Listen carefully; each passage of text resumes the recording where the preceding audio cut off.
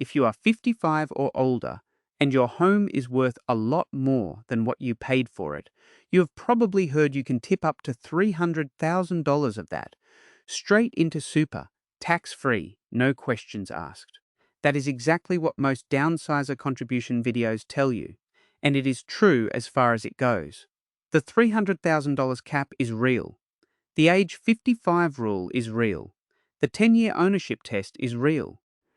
If you have been searching for how a downsizer contribution actually works, those three facts are the foundation, and nobody is going to tell you they are wrong. Almost nobody walks you through what happens next. A real chunk of that $300,000 can quietly disappear before it is even useful to you. Real estate agent commission alone runs into 5 figures on an average sale. Stamp duty on the next place adds more again. And moving that money out of a home, the age pension assets test ignores completely. Into a super balance the test counts in full, can shrink your future pension by thousands of dollars a year. So the real question is not can I get $300,000 into super? It is how much of that $300,000 is actually mine to keep, and whether there is a way to protect more of it than the standard advice ever mentions. I do not know your exact property or your exact numbers, but the mechanics I am about to show you apply no matter what your home is worth. If you are weighing up whether to sell the family home in the next few years, subscribe, because the next few minutes cover the 2 things that quietly eat into that $300,000. Here is the first place it quietly starts shrinking. Warren is 63, Lisa is 60. They live in Newcastle, New South Wales, in the house they have owned for 24 years, and this year they decided it is finally time to move into something smaller. Here is the number that changes how most people think about this decision. If their home sells for $750,000, real estate agent commission in New South Wales runs at an average of 1.94% of the sale price. That is $14,550 gone before Warren and Lisa see a cent of it, and before stamp duty on their next place or legal fees on either end are even counted. None of that has anything to do with super yet. It happens on the way out the door. Worth asking yourself now, before you list anything, what your own agent's fee would look like on your own number. This isn't about anyone being careless with numbers. The $300,000 headline was never designed to show you the fees. It's just how the legislation describes the cap, full stop. That gap exists for a specific reason. The downsizer contribution is calculated off the gross sale price of your home, not the amount that actually lands in your bank account. The agent gets paid first. If you are buying again, the state government collects stamp duty on the way in. Only after both of those does anyone work out what you can actually contribute.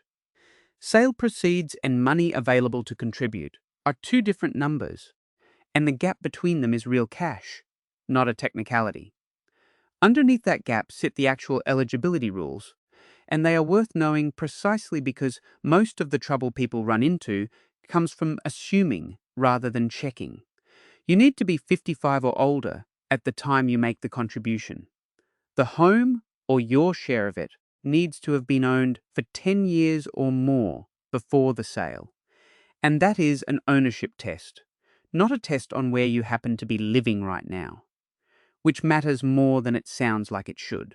The cap is $300,000 per person, or $600,000 for a couple, and the total you contribute from one sale can never be more than what the sale actually brought in.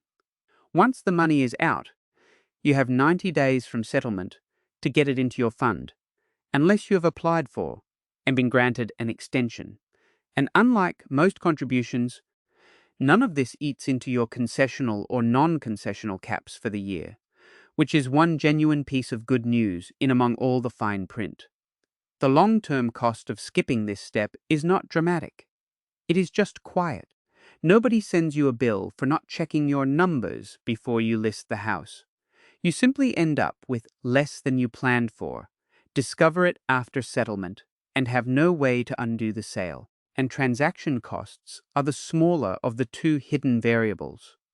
The bigger one is what happens to your age pension once that money lands in super, and that is where most downsizer explainers stop talking. There is a simple way to judge whether a downsizer contribution actually helps you, instead of just sounding good on paper. Call it the keep rate. Take your sale proceeds, subtract the transaction costs from the last section, subtract any drop in your age pension, and compare what's left to the full sale price. That number, not the $300,000 headline, tells you what you actually keep. Super's tax treatment is the upside side of that equation. The age pension shift is the downside most guides never mention, so it's worth understanding exactly why it happens. The family home is exempt from the age pension assets test, completely, no matter what it's worth. That's one of the few genuinely generous rules left in the system. But once you sell and move that money into super, it stops being an exempt asset and becomes an assessable financial asset, at least once you've reached age pension age. If your total assessable assets end up above the threshold for your situation, the pension reduces. Picture the numbers next. A couple whose other assessable assets sit at $450,000 comfortably under the $499,000 full pension threshold. For a couple who own their home, effective from July 2026, a $300,000 downsizer contribution lands in their super and pushes that figure to $750,000. That's $251,000 over the threshold. At the official taper rate, roughly $3 for every fortnight for every $1,000 over the line, which works out to about 7.8% a year, that's close to $19,578 a year less age pension. Every year, for as long as they draw a part pension. Warren and Lisa aren't at age pension age yet. Warren turns 67 in a few years, and the same mechanism will apply to whatever their own numbers look like at that point. The framework matters more than any specific figure here because their situation and yours will be different from this example. I used to talk about the $300,000 cap like it was free money. Running the age pension numbers changed how I explain this to people. None of this means the tax upside disappears. Super earnings are taxed concessionally once the money is inside the fund, and downsizer contributions form part of the tax-free component for estate purposes down the track. The keep rate isn't a reason to avoid the strategy. It's a reason to know both sides of it before you sign anything. It helps to understand why the assets test works this way at all. The age pension is meant to top up people who genuinely need it, so once your assessable assets rise, the system assumes you can support more of your own retirement, and the pension steps back accordingly. That's not a punishment for downsizing. It's the same rule that applies to anyone whose savings grow for any reason. Knowing that doesn't change your number, but it does change how you plan around it. So the framework tells you what to check. But there's a second trap hiding in the eligibility rules themselves, one that catches people who don't even realize their situation is unusual. Most people assume the house you're selling has to be the one you're currently living in, right up until settlement. That's not actually what the rule says. The 10-year test is an ownership test. It asks how long you've held the property, not where your bed is tonight. A place you've rented out for part of that time can still qualify for a downsizer contribution, as long as it qualifies for a full or partial main residence exemption from capital gains tax at some point during your ownership. That single word, partial, is doing more work than most explainers give it credit for. A lot of finance content gets this part wrong. Several guides talk as though there's a fixed minimum stay, 6 months, a year, some number that makes a home officially yours for capital gains tax purposes. There isn't one. Genuine occupation is judged on evidence. Where your address sits on the electoral roll and your driver's license, where your utilities are connected, where your family actually lives, and where your things are kept. No single factor decides it on its own. That cuts both ways, and this is the part worth sitting with. What would your own address history actually show if someone checked it today? Because there's no fixed day count, the assessment can go against you just as easily as it can go for you. If the occupation looks like a token gesture rather than something genuine, no updated address, no utilities in your name, moved out again within weeks, the main residence exemption for that period can be denied altogether.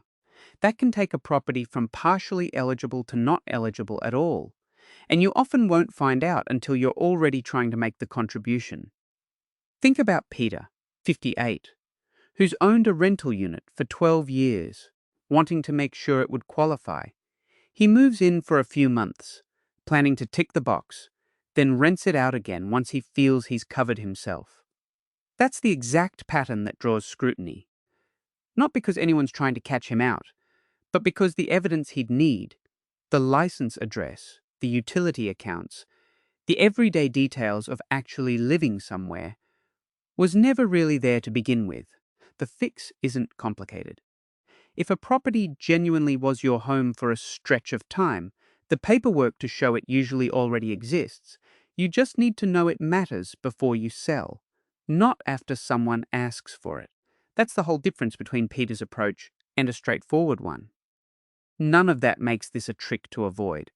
It just means the evidence trail matters as much as the calendar. Which raises the next question. Even once you know you qualify, should you actually put all $300,000 into super or hold some back? This is the part that surprises people who've already decided they're doing this. Contributing the full $300,000 doesn't just move money into a better tax environment. It locks that money away. You can contribute from age 55, but you generally can't touch it again until you reach preservation age, which is 60 for everyone in this audience's age bracket. And even then, only once a condition of release is met. That creates two very different paths depending on how you plan it. On one path, you put the maximum into super because $300,000 tax-free sounds like a number you shouldn't leave on the table. You don't stop to check what the new place will actually cost, what moving costs, or whether there's a gap where you're renting between the sale and the purchase. Then the bill for the new deposit lands, and you're drawing down savings you didn't plan to touch, or pushing the purchase back while you sort it out. On the other path, you run the keep rate numbers from earlier first. You work out the real transaction costs, check where you'll sit against the age pension thresholds once you're of pension age, and keep enough outside super to cover the purchase and a buffer. Only then do you contribute whatever's left, up to the $300,000 cap. Neither path is dramatic when you're living through it. Nobody notices the gap between them on settlement day. It shows up months later in whether you're calm about the new place or scrambling to cover a shortfall you didn't see coming. This isn't about contributing less always being the safer choice. It's about making the decision with the full picture in front of you. So, whichever way you go, it's still a choice, not something that happened to you. Worth keeping in view here, ASFA's 2026 retirement standard puts the lump sum a couple needs at 67 for a comfortable retirement, assuming a part-age pension, at roughly $690,000 in super and savings combined. That's the scale of decision the Downsizer contribution sits inside. Getting it right matters more than the $300,000 headline on its own ever suggests. Once you know which path you're on, the actual process is a short checklist. But there's one step people skip that causes almost every downsizer horror story. Strip away the fine print and this becomes 4 steps, in order. Step 1. Confirm eligibility before you list the property. You need to be 55 or older at the time of the contribution. The 10-year ownership test needs to check out.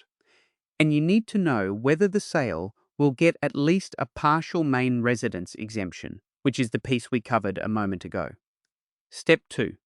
Run the keep rate numbers before you sign a sale contract, not after. Estimate the agent's commission, work out stamp duty on anything you're buying next, and check where your assessable assets will land against the age pension thresholds once you're of pension age. This is the step from earlier in the video, just written down as something you actually do, not just something you understand. Step 3, and this is the one most people skip. Talk to your super fund and get a clear picture of the age pension impact before settlement, not after settlement, when there's nothing left to adjust. This is where the 90-day clock and the pension impact both get locked in, and it's the step most Downsizer explainers gloss straight over. Step 4. Give the ATO's Downsizer contribution form to your super fund before or at the time you make the contribution, and get the money in within 90 days of settlement. Picture getting to day 85 of that 90-day window because the new place fell through twice and you're still renting in between. That's not a hypothetical horror story someone made up to scare you. It's exactly why Step 3 exists before Step 4 turns into an emergency. None of these 4 steps is difficult on its own. What trips people up is the order, doing Step 4 before Step 3, or skipping Step 2, because the sale price looks generous enough to cover anything. If you've already been through this process, drop the one step that surprised you in the comments. It helps everyone reading below more than you'd think. The rules and the numbers are the easy part to write down. The harder part is why so many people who understand all of this still put off making the call. If you've understood everything so far and still haven't listed the house, you're not the exception, you're the pattern. When a decision has a big potential upside, but an unclear, effortful process attached to it, selling, finding somewhere new, maybe renting in between, and there's no hard deadline forcing your hand, it's completely normal to keep pushing it to next year. That's not laziness. It's your brain avoiding a decision that feels bigger than it actually is, right up until the steps get broken down into something smaller.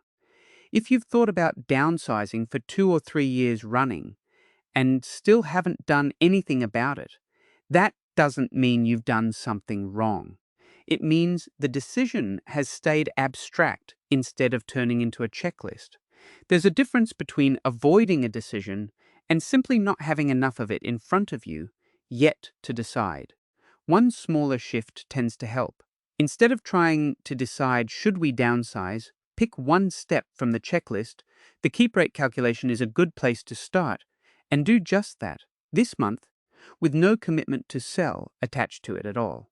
The decision gets easier once one variable stops being unknown. I've seen the version of this where someone has 3 folders on their desk, each one labeled maybe next year, going back a decade. It was never about the folders being wrong. It was about one number inside them that nobody had worked out yet. None of this changes if you decide not to act at all this year.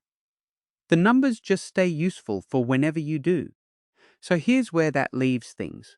The $300,000 downsizer cap is real, and it's a genuinely useful rule. But the number that actually matters is what's left after transaction costs, and any shift in your age pension, the keep rate, from earlier in this video. That's the figure worth working out before you list the house, not after settlement, when the options for changing course have mostly disappeared. If you found yourself getting some of this wrong on a first pass, that's normal. This rule has several moving parts working at once: the ownership test against the current home assumption, the 90-day clock, the assets test shift. Most people need to walk through it more than once before it fully clicks, and that includes people who work with these numbers for a living. If today's video helped you see the $300,000 figure more clearly, subscribing means the next breakdown on exactly this kind of decision lands in front of you when you actually need it, not after you've already made the call. There's no prize for getting to this decision quickly, and no penalty for taking your time with it either, as long as you're working from the real numbers rather than the headline. I don't know your property, your fund, or your exact numbers, but the checklist works the same way regardless of what they turn out to be.